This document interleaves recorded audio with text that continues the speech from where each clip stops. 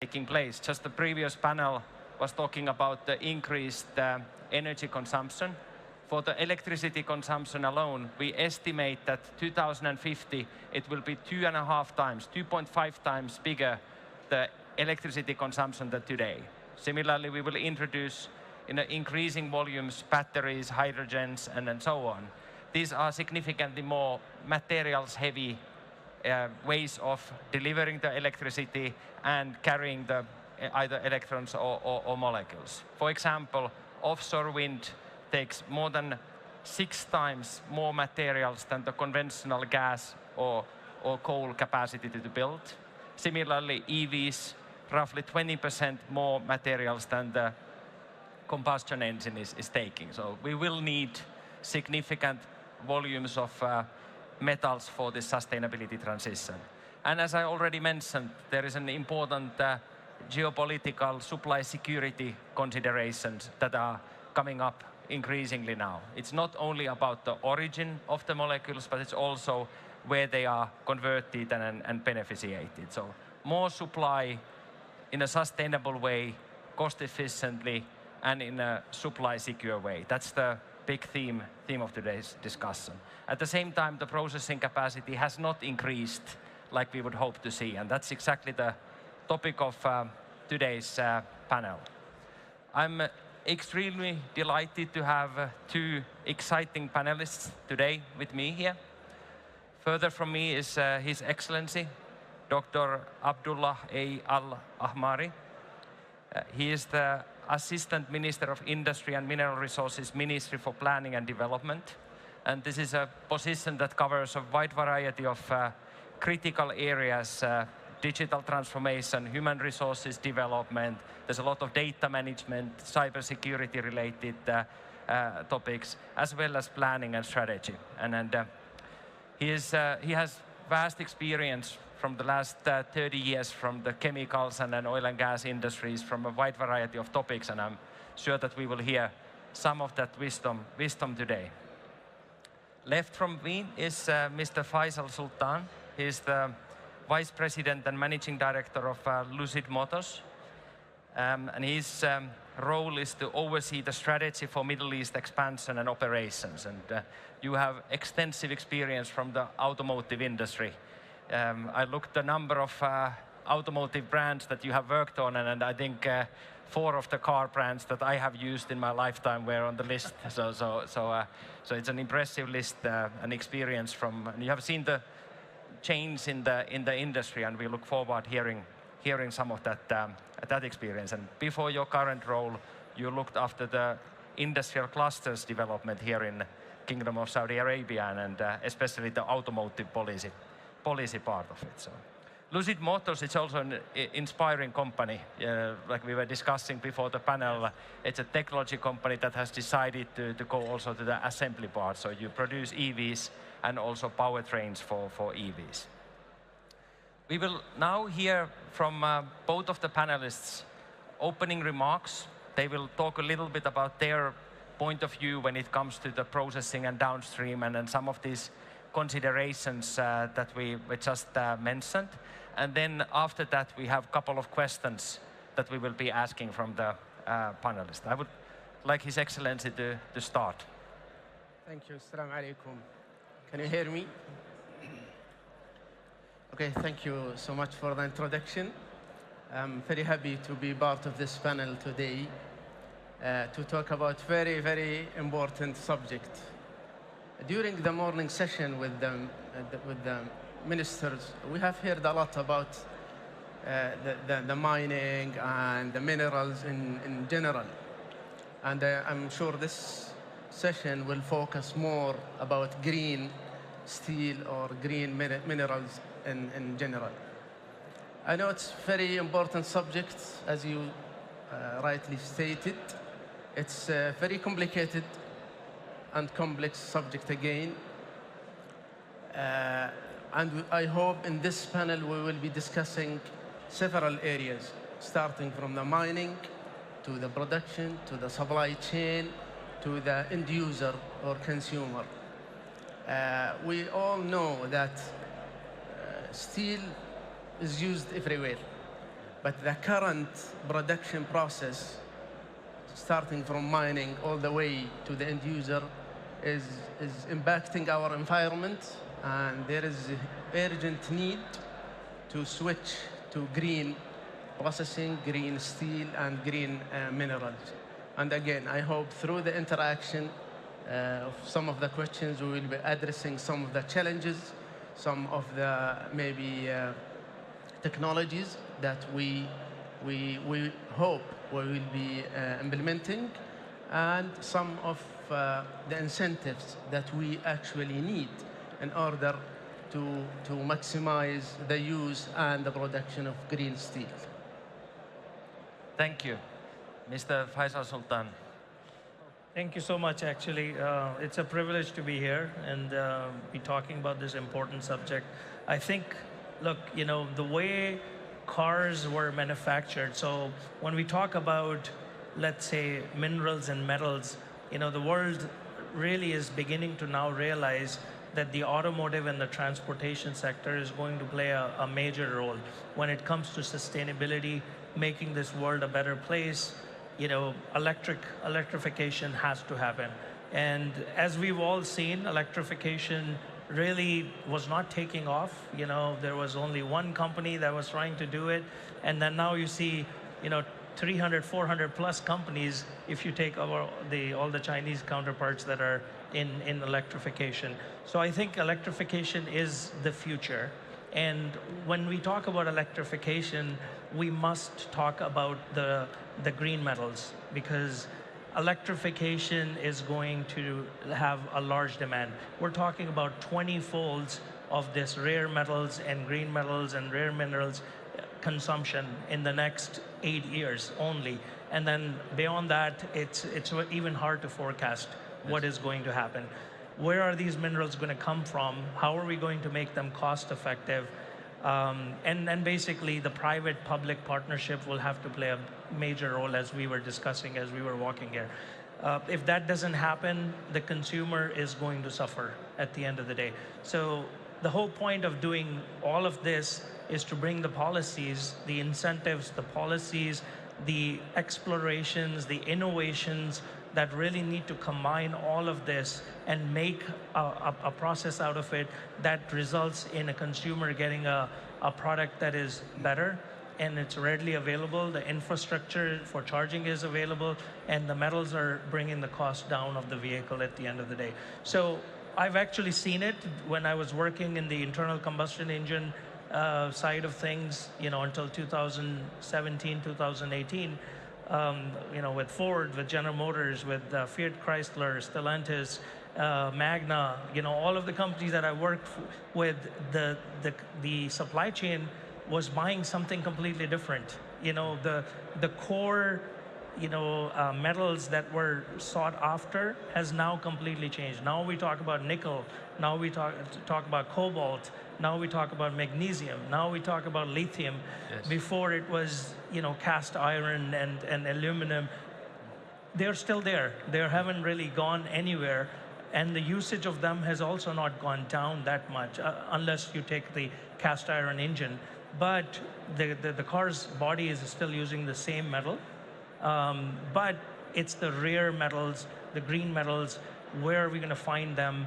You know, currently only 4 or 5 countries in the world, if you can probably count them in your hand, have that capability. So with the Vision 2030, what I like is it's all about reading into the future and trying to bring that back and implementing it. And this is why you see such a great gathering here, because the country of Saudi Arabia, Kingdom of Saudi Arabia, is definitely investing in finding this, making it easier to explore, and have it available for companies like Lucid, who are localizing their manufacturing plants in the kingdom now. Thank you. And it seems like we agree with the importance of the topic and the need to take action. You were highlighting some of the collaboration models between the public sector and private companies.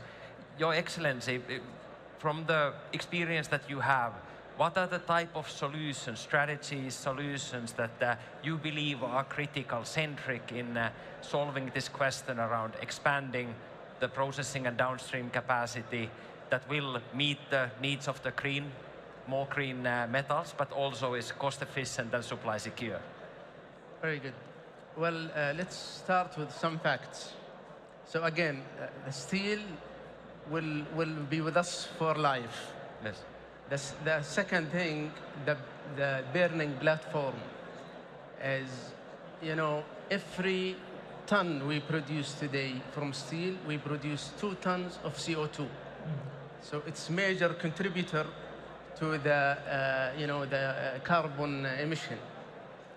8% of the total carbon emission comes from the factories of, steel.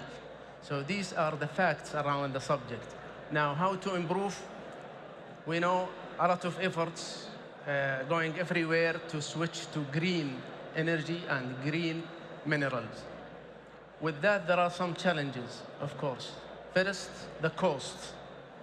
If you ask today steel, plant to switch to produce green products, it's a lot of cost. So without incentives or some help from governments, for example, they cannot do it. It's very expensive process. The second thing is the supply chain itself. If you look at the supply from mining all the way to production to the end customer, it's very complicated. But unfortunately, there is a lack of transparency. You cannot track and trace exactly what you have in the supply chain. So you have to have some technologies. Just one example that comes to mind is the blockchain. If we implement blockchain that you can really track and trace all the movements, and you work with the manufacturer and suppliers to make sure that you have the right due diligence in order to make sure that they are producing green minerals or green steel, and then that will go through the process. So in order to expand, just to answer your question, there are few basic things that should be done first. Again, I think the price, the transparency or the technology, and some incentives that we have to provide to the manufacturing facilities in order to switch to green products. Mr. Faisal Sultan, from private sector point of view and with your experience, what have been efficient strategies and solutions that you have seen in action? When a transformation is happening at the beginning, as His Excellency was kind of saying, it is very expensive. And I think, typically incentives and policies really have to, it's a good balance that really works, is to have policies that are addressing some of those challenges, where it is the CapEx investment, the OpEx, from a training point of view, we talked about human resource development, all of that really needs to come together to make that expensive, become less expensive very fast. Yes. Because as we were discussing when we were walking here, if that doesn't happen, the technology becomes something that is not effective. And if that's the case, then the private sector loses interest and they take their money and they invest it somewhere else, right? So I think this needs to, it's a long-term process, but it needs to be shortened by innovation. So, there are a lot of technologies. I think one of the things that have not been done on the mining side, and I think, listening to His Excellency 𝗖𝗓𝗡𝗖𝗓 when he was talking today, is one of the things that really haven't happened in the mining sector is the innovation. We're still doing things that like we were doing maybe 20, 30 years ago. And I think the new way of doing things will be to bring technology in, bring AI, bring blockchain, bring, new methods like we were talking about. The seabed is full of minerals. It hasn't been touched. So yes, we dig these, huge excavations and find mineral, but is there an untapped market that is just sitting around with some technology where it is more sustainable, more ESG governance, and then that can really bring the effectiveness so that the go-to-market is much faster. You know, if that happens, I think we will all win. And I think that's really what is really needed, because the curve just on the electric vehicles, you know, if we're talking 2030 globally, 40 million electric vehicles are going to be in the market.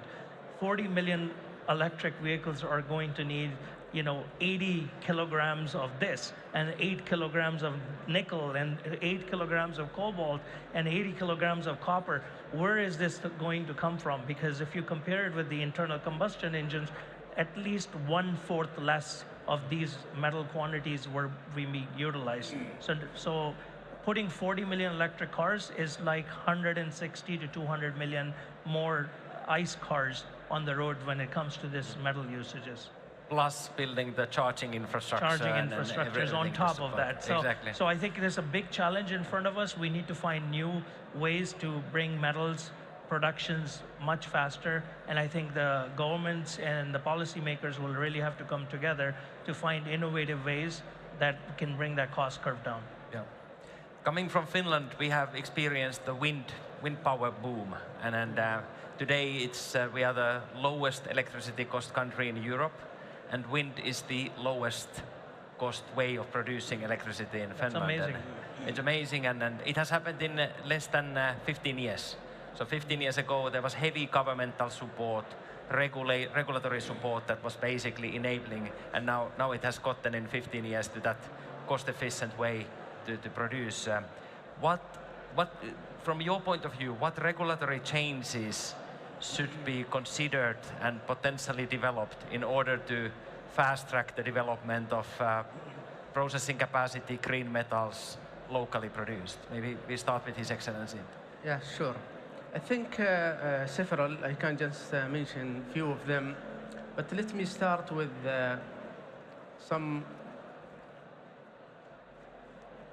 something about, you know, helping the plants or the production lines for more to be competitive. So there should be some help there. The second thing is just to enforce the use of recognized standards and certification system that's across, you know, globe. Also, there should be something done for the procurement. So in terms of, you know, putting green metals in public for public procurement from governments, and also some incentives for private sectors in terms of procurement to put priority for green metals. So that is still gray area that it's open actually today. You have the option, either you go this way or the other way. Also, the environmental impact, that should be emphasized also to make these requirements for mining and production and supply chain. Tax breaks and some incentives for either, you know, the supply chain companies or the production lines or the end user. And also, as you said before, the innovation should be enhanced and facilitated more in order to bring more ideas to bring, you know, some products or some technologies that will help throughout this process. Under your leadership, are you busy developing or planning in your ministry some of this kind of regulatory moves? Correct. We have the digital transformation. We have also launched actually the innovation program within the ministry, and that will cover the whole process from idea to production. And we hope that we will be producing some of products or technologies that will support that direction. We look forward hearing the outcomes on that one. Mr. Faisal Sultan. I'll just double down on what His Excellency mentioned. I think, look, the public-private partnership is, as I said, is going to be the key here. Technology is going to be number two. And when it comes to OEM, I think the demand is already there. we know that the electric vehicles, even though that the ramp up of electric vehicles that was forecasted 3 years ago has slowed down, but it's still a potential very, very large growth curve that is happening on electric vehicles and its infrastructure. So the demand is there. We definitely need to work. The OEMs also need to play their part. So what a company like Lucid Motors, our company, is doing is we're working with King Abdullah University of Science and Technology in what are the new ways to find this material? What are the material reserves available in the kingdom, around us?